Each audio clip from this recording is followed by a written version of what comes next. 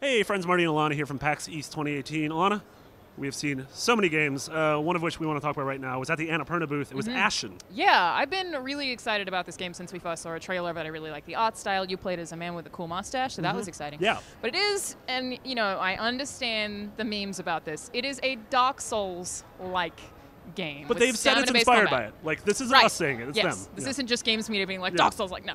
It absolutely is with stamina-based combat in that you really have to think about when you're hitting, how long it's going to take to hit, and if you have time to roll away, and how much stamina you have left for all of the actions that you need to take. And I enjoyed managing that. Yeah, same. Two big differences it has from Soft series. One is the aesthetic. The game looks...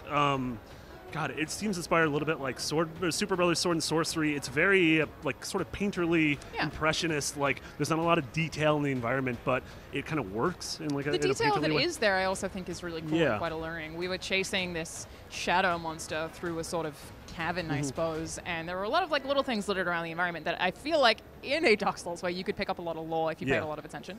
But we also had an interesting conflict in that I got a lantern from an NPC that Marty did not get, and the only way that you could attack, I think, the shadow monster was by having the lantern, but it was also stealing the light from my lantern fairly often, so I had to kind of like be aware of where it was and manage that too, while also managing Marty because conveniently it is a game that has shared web co-op, which is really cool. So that's one thing where it feels like the co-op in this game, unlike Souls, which is sort of a lot of times asymmetrical or asynchronous and sort of PvP invasion based, this felt like the two of us can play the entire thing together. Yeah, I don't actually know how the system works, but it totally felt that way, and I really liked that. We weren't like popping in and out of each other's world. No, like, we were just in the same world. There. Yeah. And like there was a door where the both of us had to be there to activate it to open it. Yeah. So it feels like this game is like built from the ground up, meant to be played co-op. And conveniently with loot, we could both loot enemies and get the same thing, so it wasn't like we were ruining each other's chances of getting things as well.